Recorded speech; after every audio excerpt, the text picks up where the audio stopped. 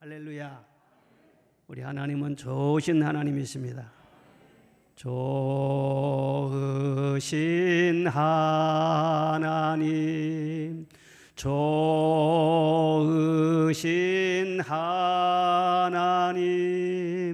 참 좋으신 나의 하나님. 풍성한 축복을 우리에게 주시는 풍성한 축복을 우리에게 주시는 참 좋으신 나의 하나님.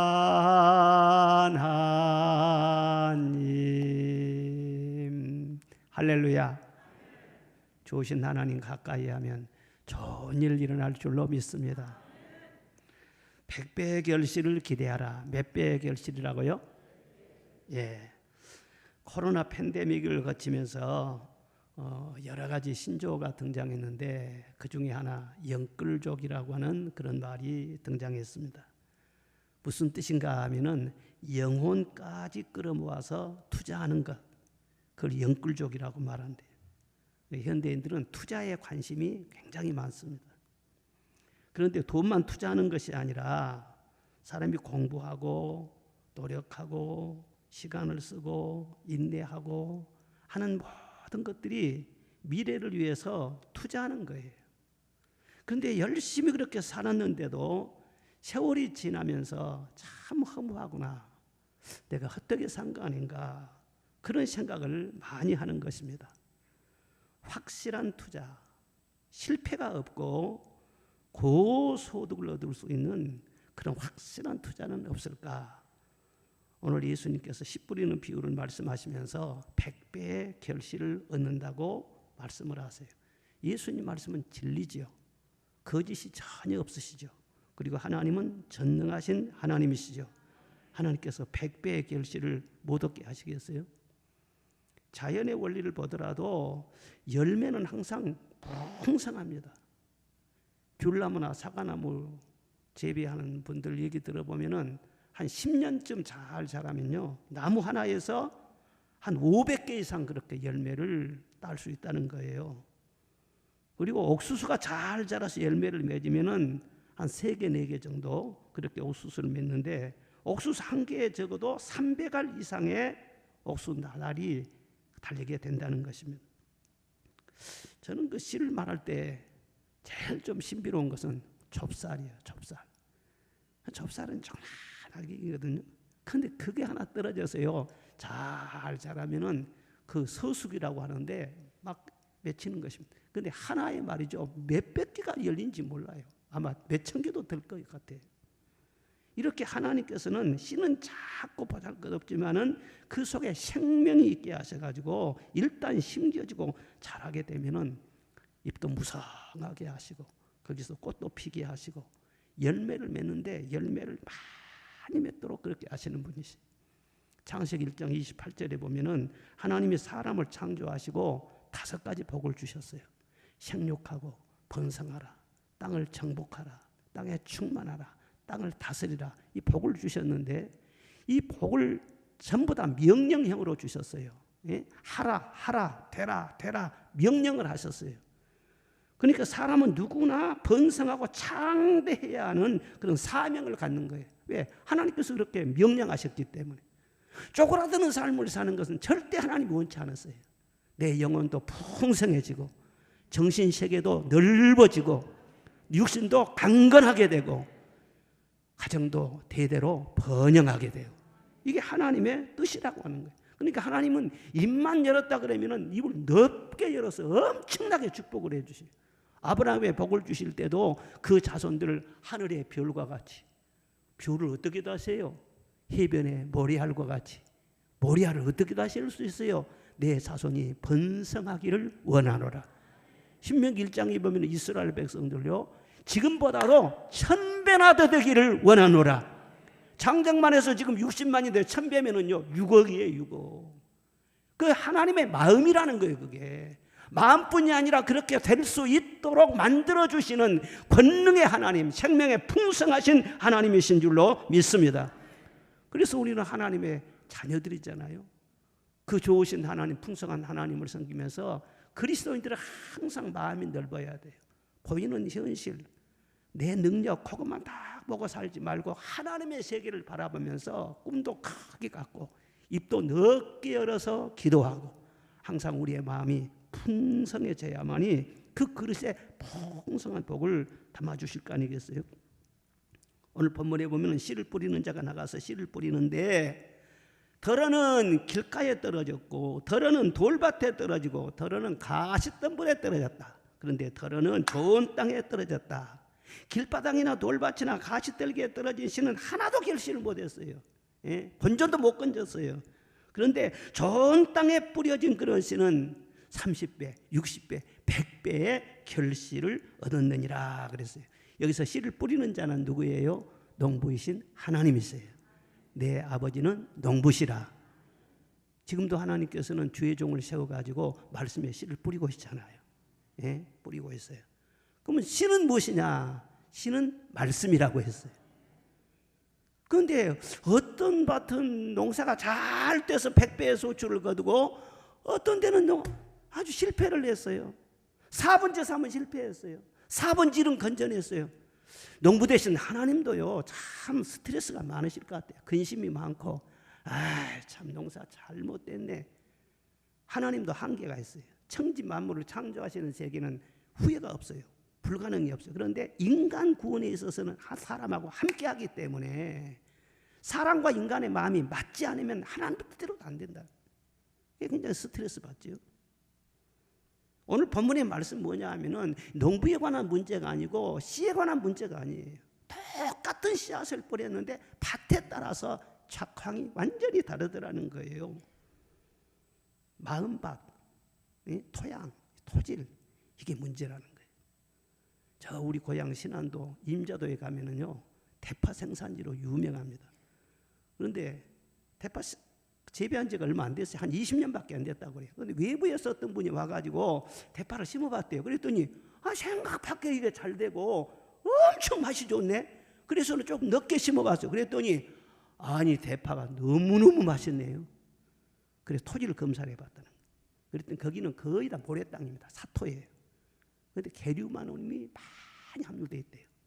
그리고 또 깊이 연구를 해봤더니요 그 깊은 곳에 게르마늄 광맥이 흐르고 있대요. 신안군 우리 고향에 광맥이 흐르고 있다는 거예요. 그러니까 대파를 심기만 하면은요 그 흰 부분이 굉장히 깁니다. 아주 향기롭고 감칠맛도 있고 생으로 먹어도요 그렇게 맛있어요. 전국 대파 생산의 60%를 차지하고 있어요. 토질 하나 좋으니까. 어렸을 때 우리 아버지 농사짓는데 보면은요 꼭 이 농한기 때는 토양 작업을 해요. 복토를 해요. 자 좋은 흙을 갖다가요 그 산에 그 좋은 그런 흙을 갖다 부어가지고는 두툼하게 그렇게 만들어냅니다.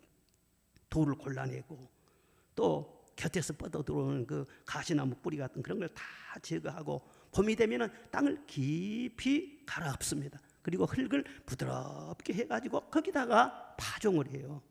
얼마나 이 농부가 이 밭을 잘 이렇게 경작을 하느냐 거기에 따라서 이 작황이 완전히 달라져요. 에레미야 4장의 말씀 보면은 가시덤불에는 파종하지 말라. 그리고 너희 묵은 땅을 기경하라. 그렇게 말씀을 하셨어요. 잠언 24장에 보면은 게으른 자의 밭을 보았더니 가시덤불이 우거지고 돌담은 무너져 있고 잡초가 무성하여 생각이 깊었다. 농부가 너무 게으르구나. 밭을 이렇게 놓고 농사는 짓겠다고 하니 이 농사가 될 리가 있냐는 거예요. 여러분 우리 하나님은 농부 되신 하나님이신데 우리에게 씨를 뿌릴 뿐만 아니라 우리 마음밭을 늘 경작을 하십니다. 언제 경작하시냐? 이 예배 시간에 경작하신 줄로 믿습니다. 우리 마음을 부드럽게 하시고 돌 같은 마음은 깨뜨려도 주시고 가시덤불 같은 마음은 가시를 제거도 해주시고 그 작업을 하시면서 또 씨를 뿌리는 것입니다. 그래서 늘 우리들은 그런 사모하는 마음을 가져야 돼요. 땅이 땅을 경작하지 못하고 농부가 땅을 경작하는 것처럼 내 마음을 내 마음이 다스리지 못해요. 이게 인간의 한계예요. 내 마음을 내 마음대로 할 것 같으면요, 스트레스도 없어요, 우울증도 없어요, 걱정할 거 하나도 없고 불면증도 없어요. 그런데 내 마음을 내 마음대로 못하는 거예요. 농부 되신 주님께서 내 마음을 만져주시기를 원합니다. 굳은 마음을 제하시고 부드러운 마음을 주시기를 원합니다. 어두운 마음을 제하시고 밝은 마음을 주시기를 원합니다. 배부른 마음을 제하여 주시고 사모하는 마음, 가난한 마음을 주시기를 원합니다. 그래서 옥토와 같은 마음으로 만들어 주셔서 60배 100배 놀라운 결실을 볼 때 나도 좋지만 누가 더 좋아요? 하나님이 영광을 받으세요. 내가 잘 되면 하나님이 더 기뻐하시는 거예요.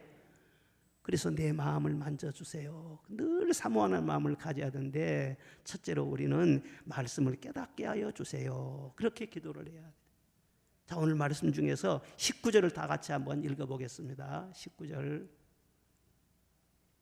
영상에서 분명히 띄워주세요. 시작. 아멘.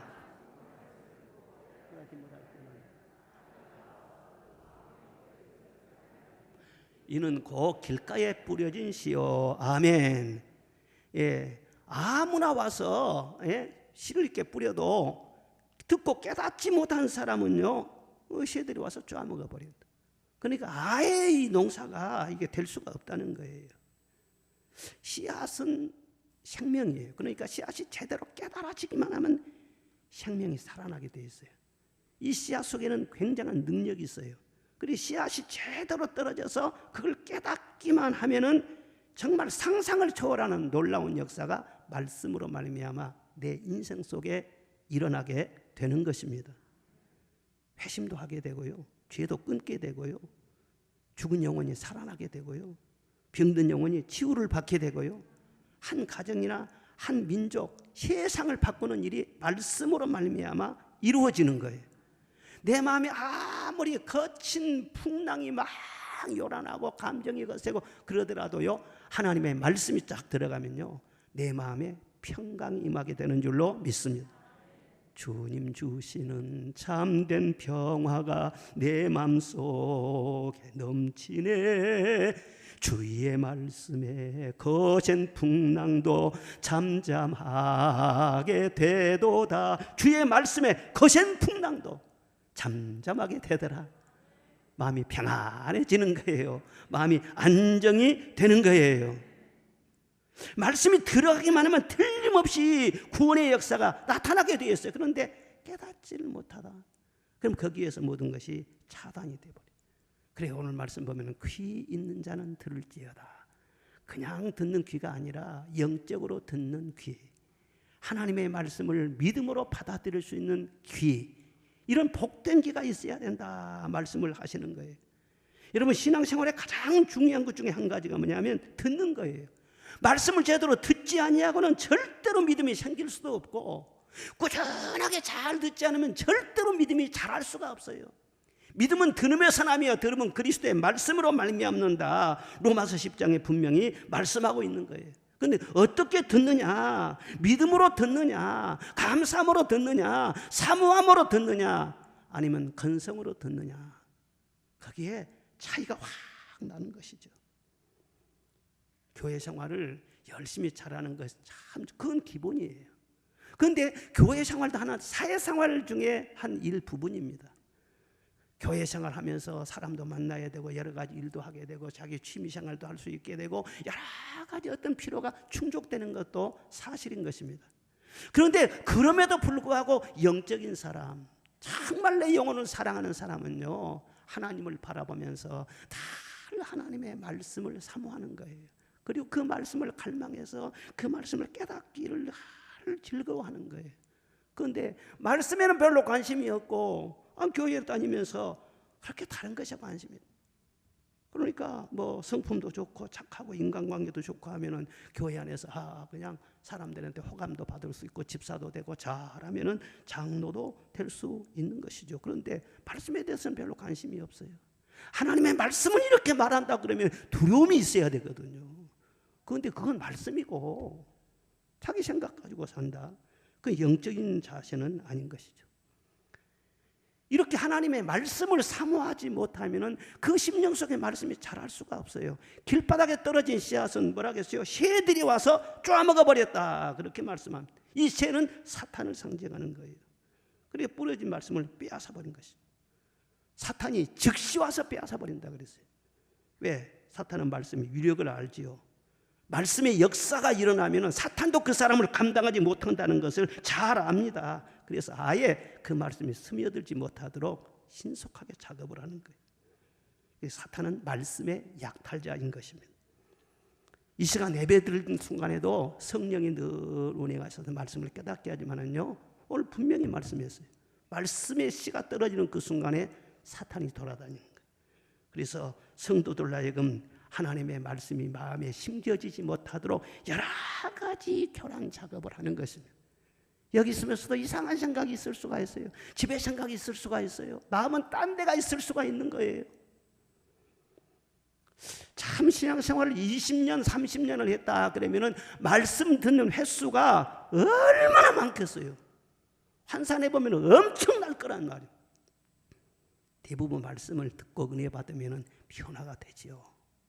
그런데 가끔 가다 보면은요, 안 변한 사람이 있어요.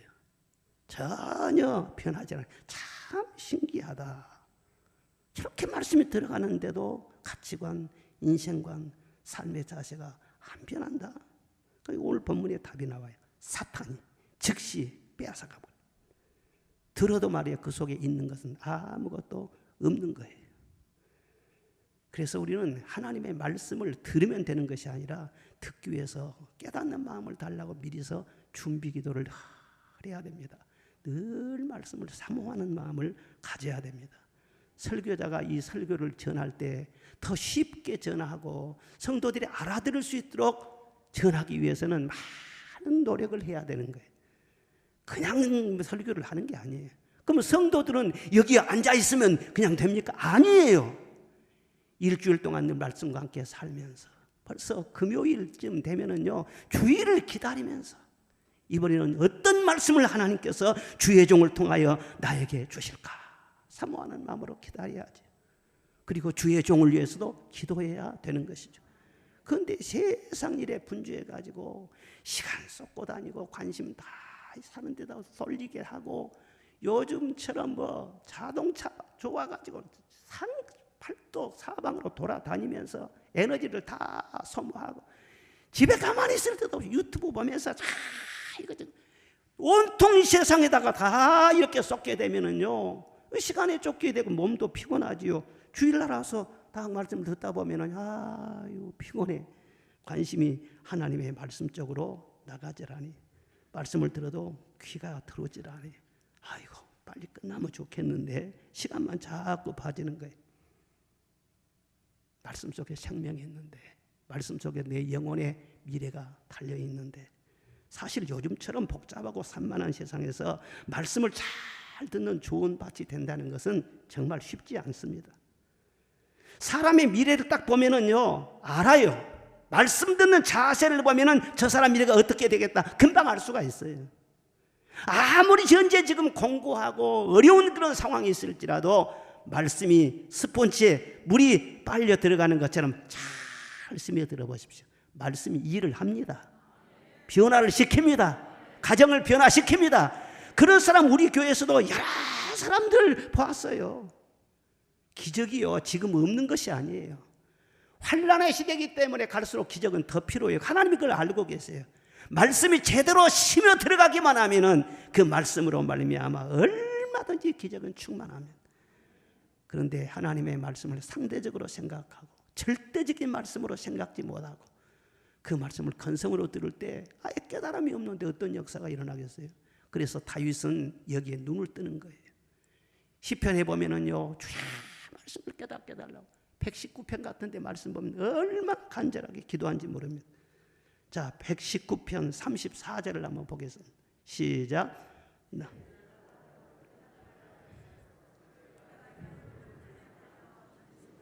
예, 깨달으면 지킨다고 했잖아요. 깨닫게 하소서 그러면 지키겠나이다.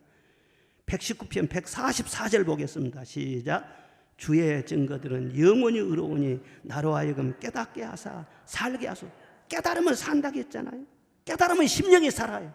가정이 살아요. 경제도 살아나요. 인생이 살아나요. 깨달으면 산다고 했잖아요. 119편 169절도 보겠습니다. 시작. 여호와여 나의 부르짖음이 주의 앞에 이르게 하시고 주의 말씀대로 나를 깨닫게 하소서. 아멘. 주의 말씀대로 깨닫게 하소서. 캄캄한 내 심령 속에 성령이 빛을 주셔서 깨닫게 하여 주소서. 그러면 내가 살겠습니다. 순종도 하겠습니다. 그런데 깨닫지 못하면 어떻게 됩니까? 그냥 지나갑니까? 절대 그냥 지나가지 않아요. 호세아 4장 14절 보겠습니다. 시작. 호세아 4장 14절 시작.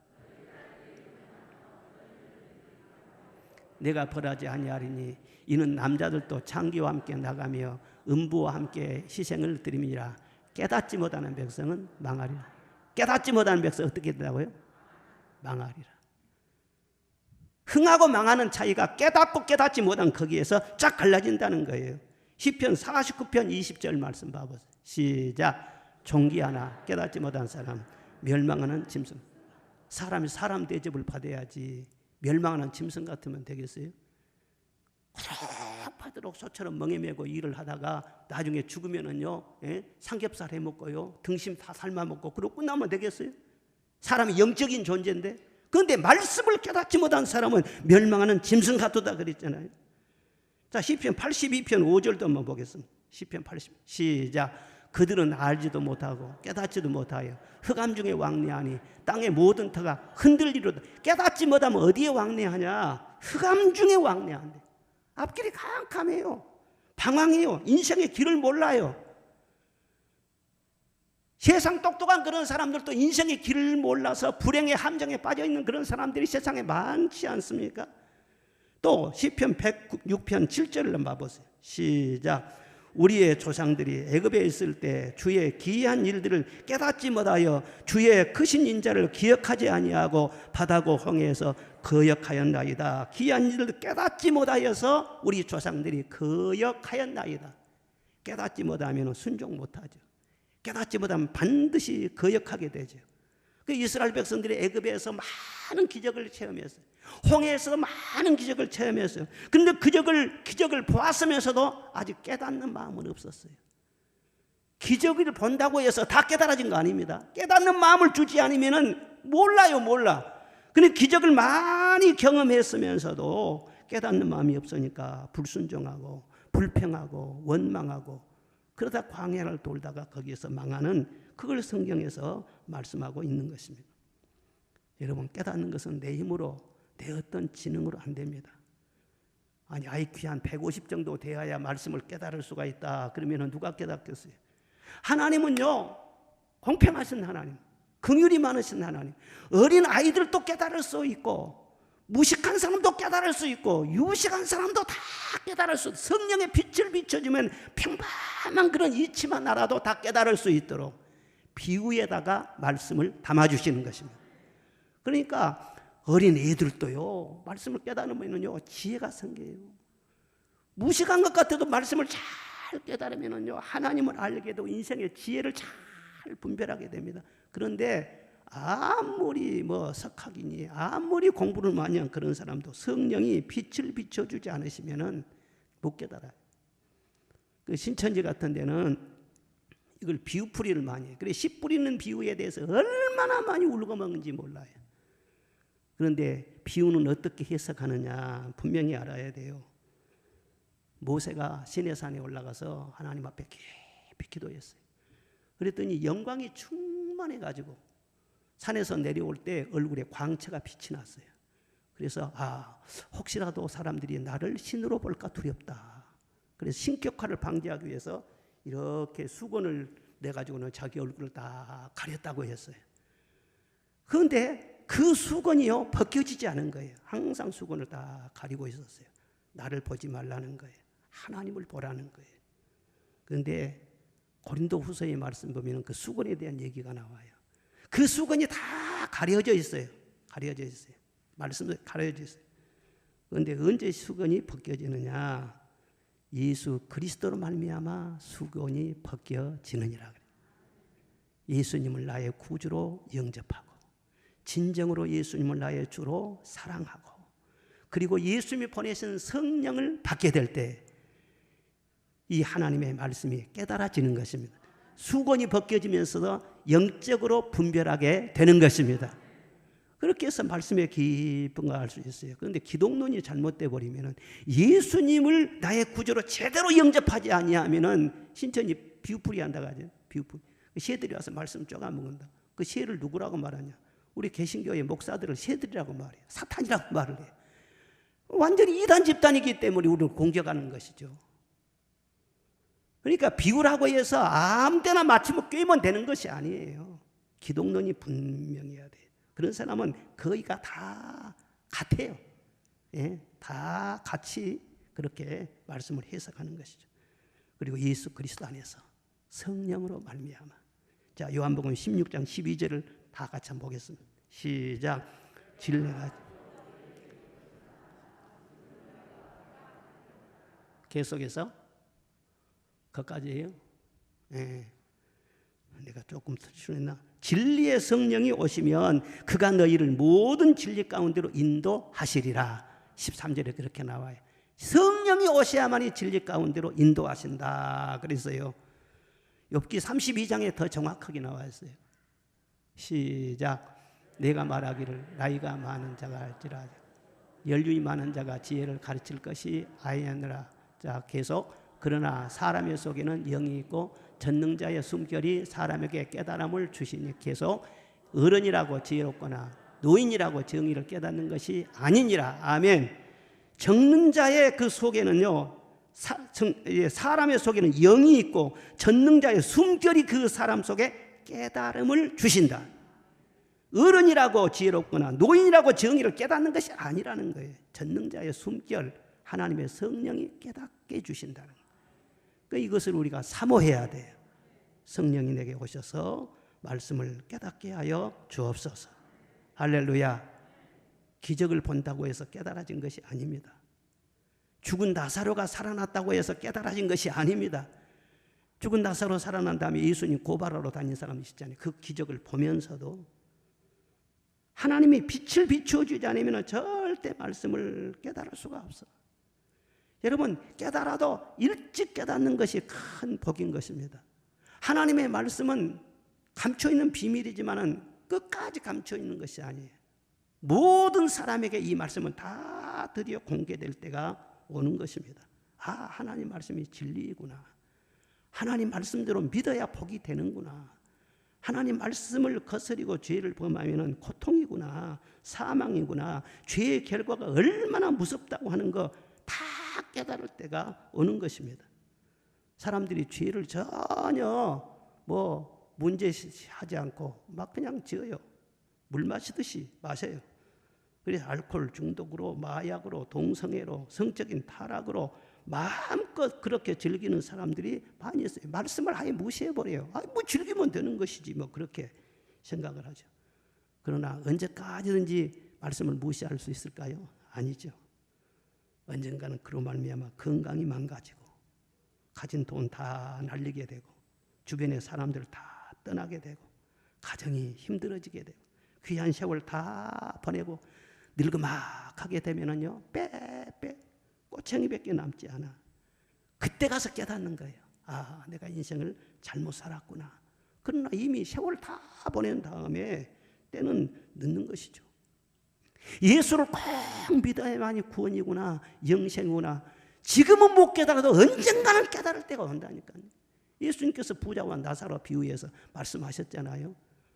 아이, 부자가 세상에 그냥 떵떵거리고 사는데 무슨 교회 다니고 예수 믿을 필요가 있어요. 자, 불쌍한 거지나 다니지.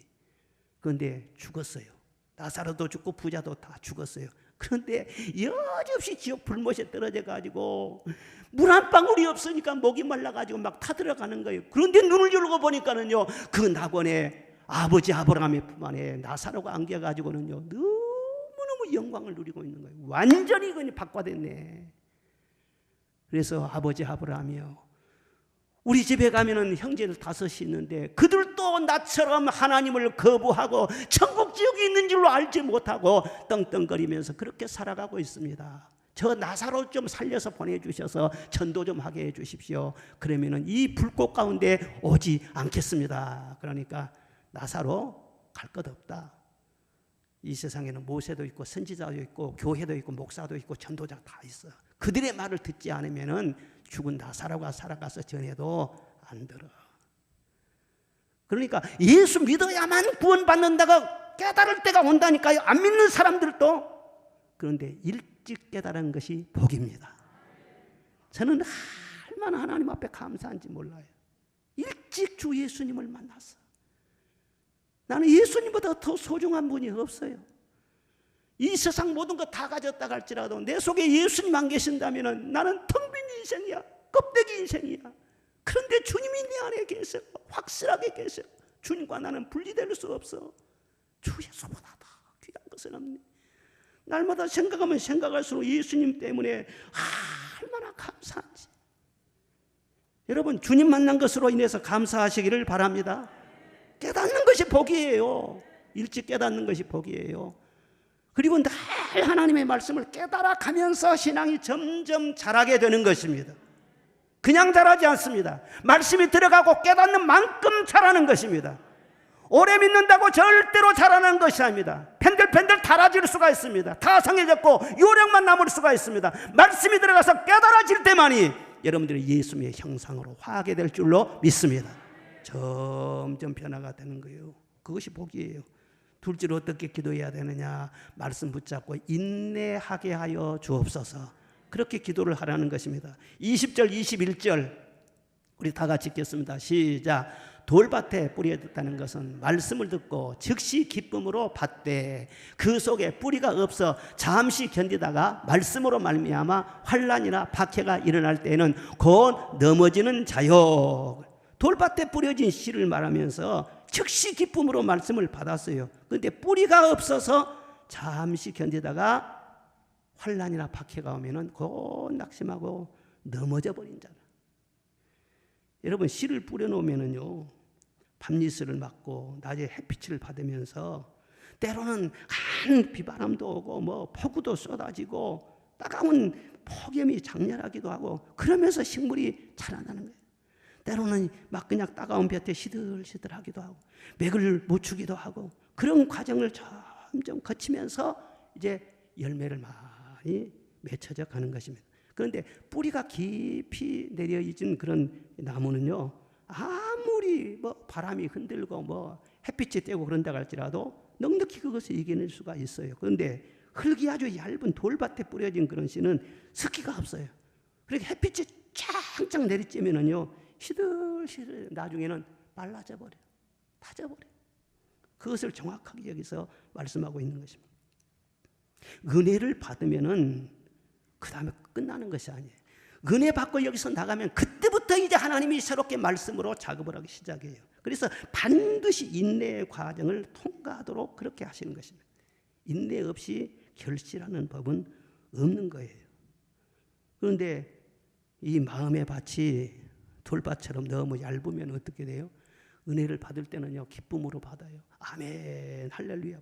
막 감동을 받고 눈물도 흘리고 그것이 잘못된 것은 아니지만요, 일단 잘 받기는 받아요. 그런데 인내 과정을 통과하면서 뿌리가 깊지 못하니까는요, 쉽게 식어버려요. 쉽게 포기해요. 쉽게 낙심해요.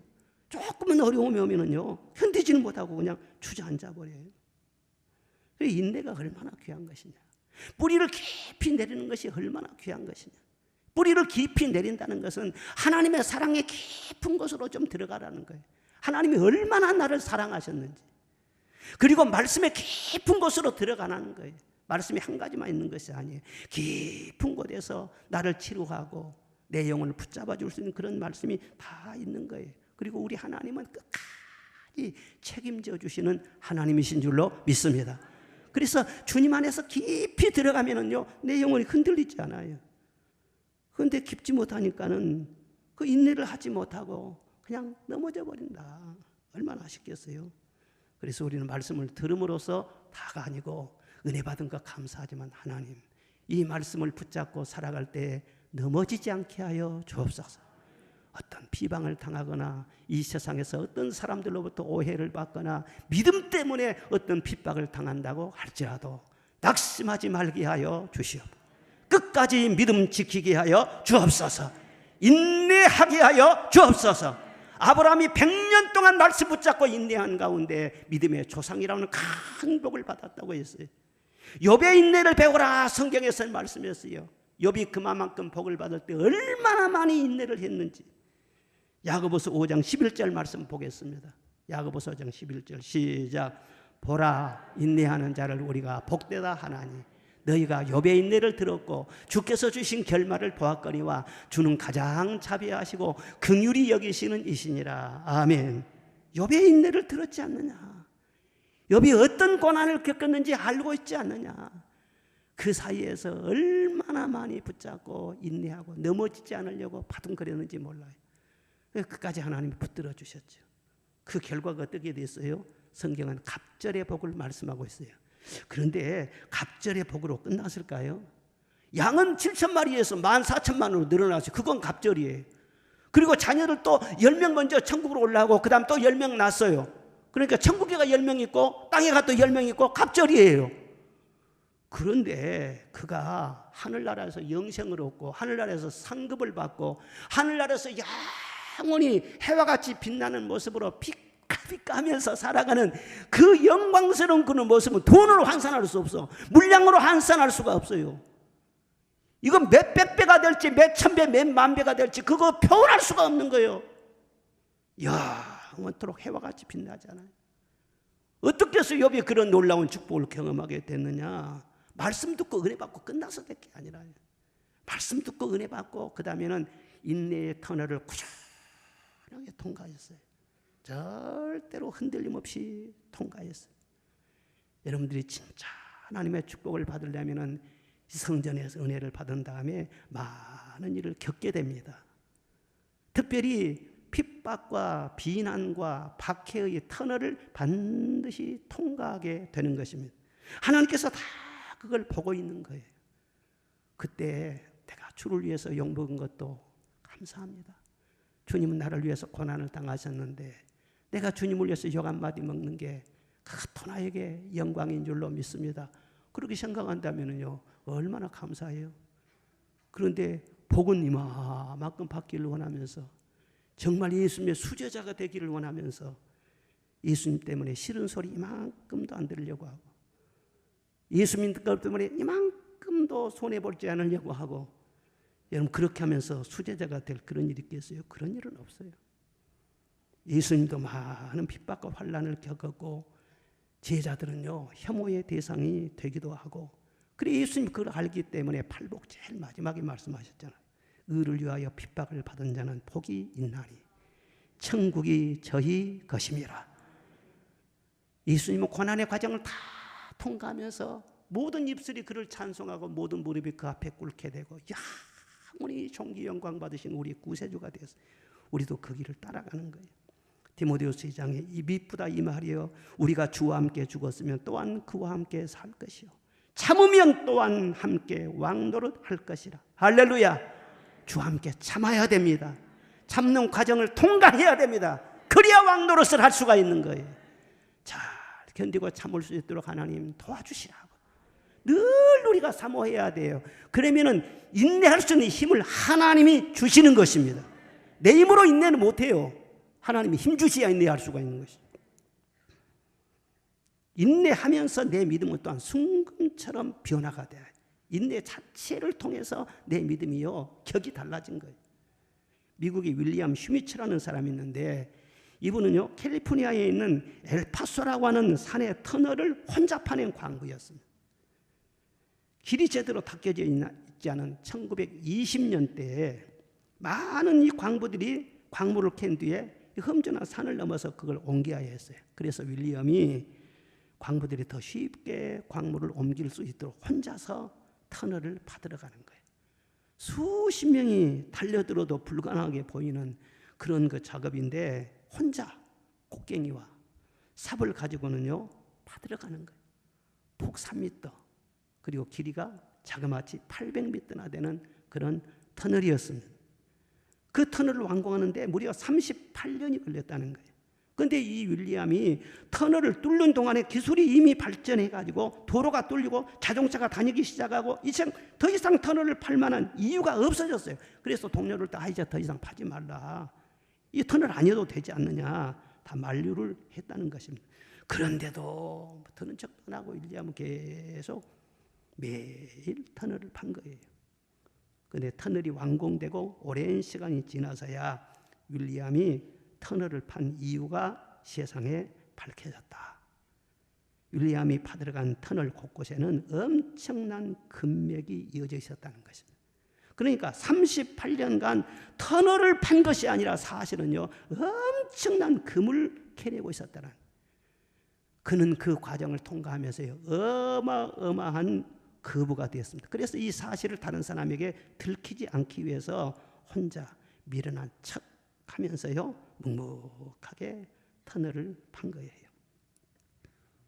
정말 우리가 가치 있는 일이라고 우리가 발견하면은요, 정말 여기서 금을 캔다고 하면은요, 중단할 사람 아무도 없을 것입니다. 그런데 우리가 예수님을 믿고 예수님과 함께 때로는 핍박을 당하고 비방을 받을 수도 있어요. 애매한 고난을 당할 수도 있어요. 그러나 그렇게 당하면서 주님과 함께 참고 주님과 함께 인내하는 동안에 금보다 귀한 믿음이 내 안에서 자라나게 돼요. 그런 과정을 통해서 예수님을 더 알아가게 되는 것입니다. 예수님의 사랑을 더 알게 되는 것입니다. 그리고 고난의 주님과 늘 함께 하면서 주님과 아주 가까워져요. 주님과 뗄래야 뗄 수 없는 아주 밀접한 관계가 되는 것입니다. 그보다 더 큰 부하가 세상에 어디가 있겠어요? 인내하는 과정을 통과하지 아니하고는 이 온전한 주님과 이 정금 같은 이런 믿음의 맛을 제대로 볼 수가 없는 거예요. 인내가 그렇게 귀한 것이다. 인내는 온전하고 구비하여 모든 좋은 것에 부족함이 없게 한다 말씀을 하셨어요. 그래서 하나님의 말씀을 들을 때마다 이 말씀 붙잡고 인내하며 주님 따라가는 동안에 지치지 않게 하여 주옵소서. 어떤 일을 당할지라도 넘어지지 않게 하여 주시옵소서. 그렇게 늘 기도하고 사모하시기를 바랍니다. 된장도요, 잘 숙성된 된장, 2년 3년 지낸 그런 된장은 깊은 장맛이 나온다고 그렇잖아요. 성악가들도 그래요. 우리가 지금 8월 28일 날 우리 밤에 음악회를 합니다. 아주 유능한 그런 이 성악가들 초빙해가지고 음악가인데, 성악가들 노래 부르면 다르잖아요. 예? 그런데 성악가들도요, 초짜들 말이죠, 한 20대 그때보다도 연륜이 좀 쌓이고 만고풍상 인생의 여러 가지 일들을 겪으면서요, 소리가 무르익어 간다는 거예요. 무르익어. 신앙도 그와 같아요.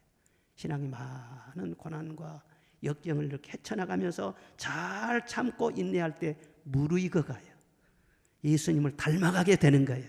아름다운 신앙의 열매를 맺을 수도 있는 것입니다. 그래서 끝까지 견디는 자는 구원을 받는다.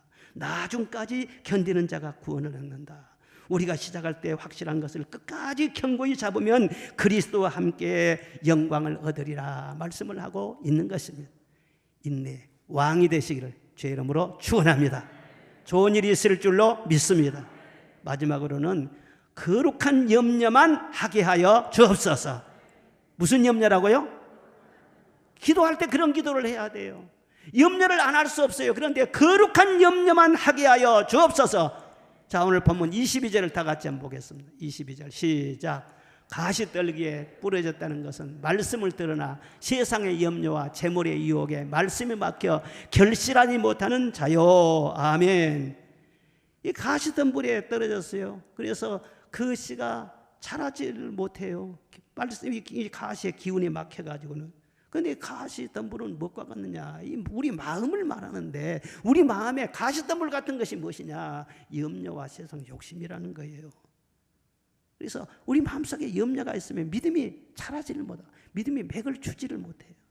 염려를 버려야 돼. 염려하고 믿음하고는 같이 살 수가 없어요. 같이 못 살아요. 그래서 믿음을 지키려면 염려를 물리쳐야 되고 믿음만을 붙잡아야 된다는 거예요. 이 염려라는 이 헬라의 원어의 뜻이 무엇이냐 그러면 마음이 나뉜다 그런 뜻이 있어요.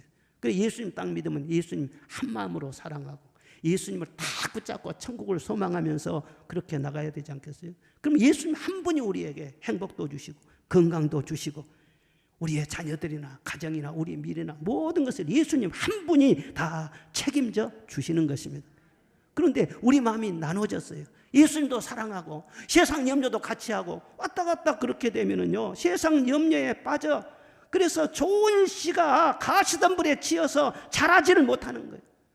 말씀의 기운이 염려에 막혀가지고 결실을 하지 못한다는 거예요. 그리고 염려라는 원어의 뜻이 또 한 가지가 있는데 뭐냐면 갉아먹는다 그런 뜻이 있어요. 마음에 좋은 것을 다 갉아먹어버려요. 평화와 마음의 기쁨과 감사와 건강과 이런 걸 다 갉아먹어요. 그러니까 염려가 있으면 해악을 끼치는 것이죠. 이 가시덤불 이것을 제하는 작업, 이것이 꼭 필요하다고 말씀을 하세요. 자, 한 번 더 성경 읽습니다. 고린도후서 7장 10절 시작. 하나님의 뜻대로 하는 근심은 후회할 것이 없는 구원에 이르게 하는 회개를 이루는 것이요 세상 근심은 사망을 이루는 것이니라. 아멘. 하나님의 뜻대로 하는 근심은 구원을 이루게 한다는 거예요. 그러나 세상 근심 염려는 사망을 이루게 한다는 거예요. 그러니까 세상 근심을 몰아내야죠. 가시던 불을 다 걷어내야 되죠. 그리고 하나님 뜻대로 하는 근심, 어떻게 하면 내가 주님 뜻대로 살까? 어떻게 하면 하나님을 기쁘시게 할까? 이 한 가지만 고민하고 살아. 다른 고민 좀 제발 하지 말고.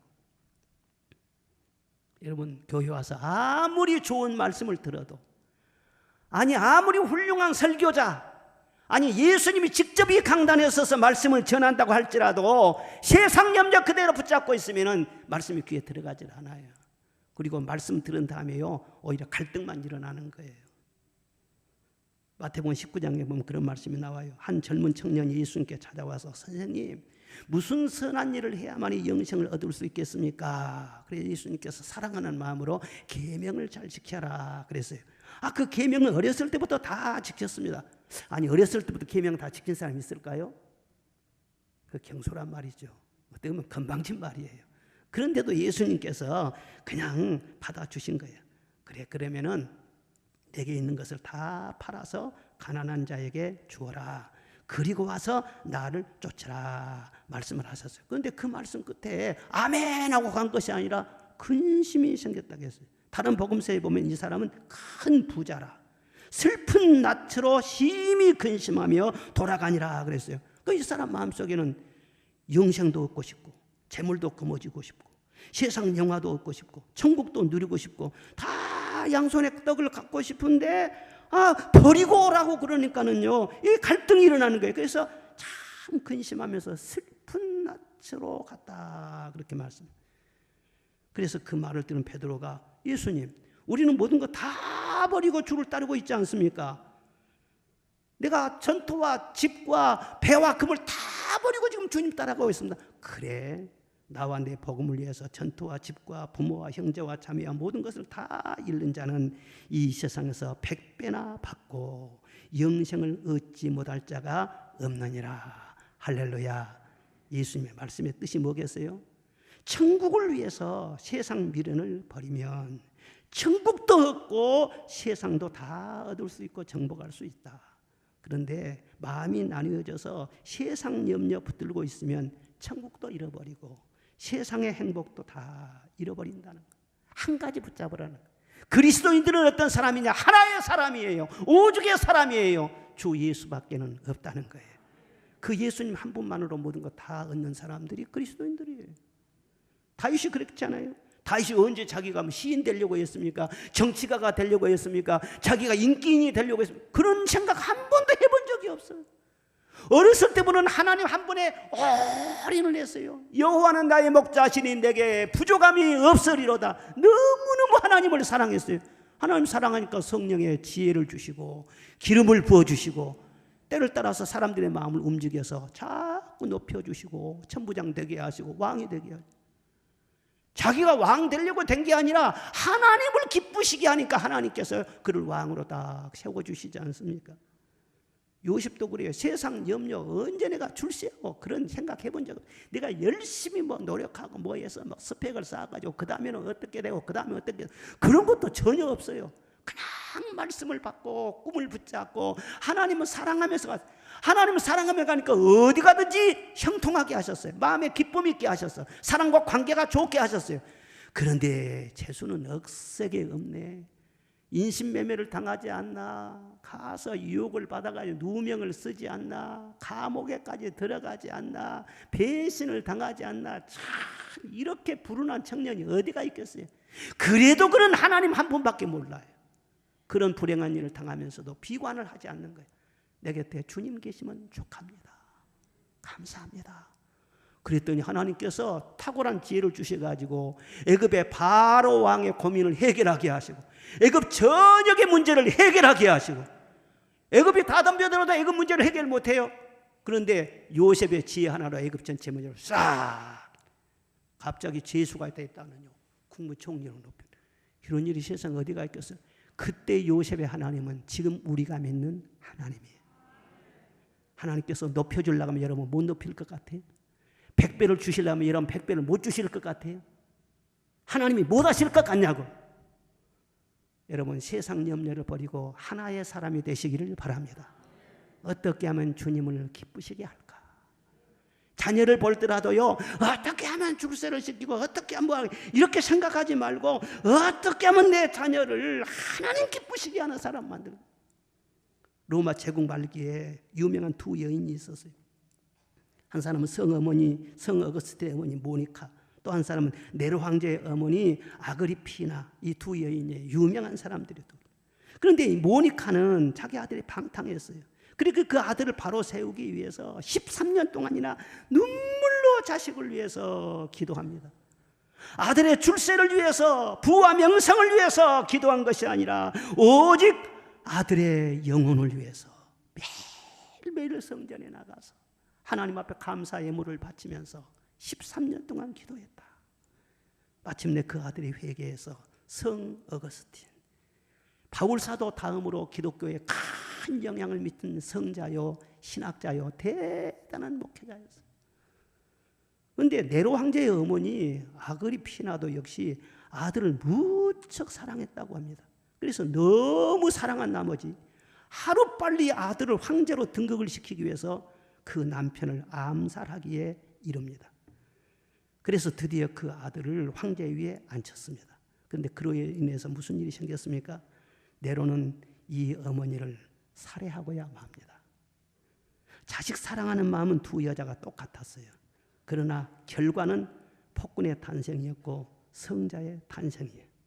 신앙적으로 사랑하는 모니카는 그 아들을 성자로 만들어서 하나님 나라의 큰 역을 감당하게 하셨어요. 그러나 야심적으로, 세상적으로 자식을 사랑한 아그리피나는 자식도 망치고 자신도 망치고 나라도 망쳤어요. 사랑하는 여러분, 세상 염려와 세상 근심, 그건 하나님께 다 맡기시기를 바랍니다. 내 인생의 미래도 자식들의 미래도 주의 손에 있는 줄로 믿습니다. 주님만 온전히 기쁘시게 하면은요, 100배 이상 좋은 아들을 만들 수도 있는 것이고 내 가족을 만들어줄 수도 있는 거예요. 세상 염려, 아무리 그 염려해도 염려는 끝이 없어요. 인생은 산 넘어 산이고 강 건너 강이라고 그랬어요. 끝이 없이 계속 염려는 진행되는 거예요. 염려도 소용이 없어. 너희 중에 누가 염려함으로 그 키를 한 자나 더 할 수 있느냐? 아무 소용이 없다는 거예요. 그러므로 내일 일을 위해서 염려하지 말라. 오늘이 너의 인생의 전부인 줄 알고 오늘 감사하고 오늘 기뻐하고 오늘 사랑하고 오늘 믿음으로 첫날처럼 하나님과 동행하시기를 바랍니다. 그러면 내일 더 좋은 선물을 하나님이 주실 줄로 믿습니다. 인생은 어차피 투자예요. 투자. 모든 사람들이 다 투자하며 사는 거예요. 800만 분지 1의 확률을 기대를 걸고 로또 복권을 사요. 많은 사람이 사요. 5%의 성공 확률만 있어도 퇴직금 투자하고 빚내서 투자하고 영혼까지 팔아서 다 투자한다. 그렇게 말하지 않습니까? 돈만 벌 수 있으면 영혼 망치는 일도 한다는 거예요. 이거 끔찍한 일이에요. 그리스도인들도 어떻게 보면은 영끌족이죠. 그런데 영혼까지 끌어들여서 투자하는 것이 아니라 우리는 영혼을 위해서 모든 것을 끌어들여 투자하는 거룩한 영끌족. 말이 맞죠? 아멘. 100배 이상 결실을 반드시 거두게 하실 줄로 믿습니다. 있는 자는 더 많이 있게 하십니다. 그래서 말씀을 깨닫게 하시고 말씀 붙잡고 인내하게 하시고 세상 염려 버리고 거룩한 염려만 하면서 주님 따라가는 내 밭을 늘 기억하면서 주님과 함께 동행하는 그런 사람 되게 해달라고 기도하고 사모하는 여러분 되시기를 주의 이름으로 축복합니다.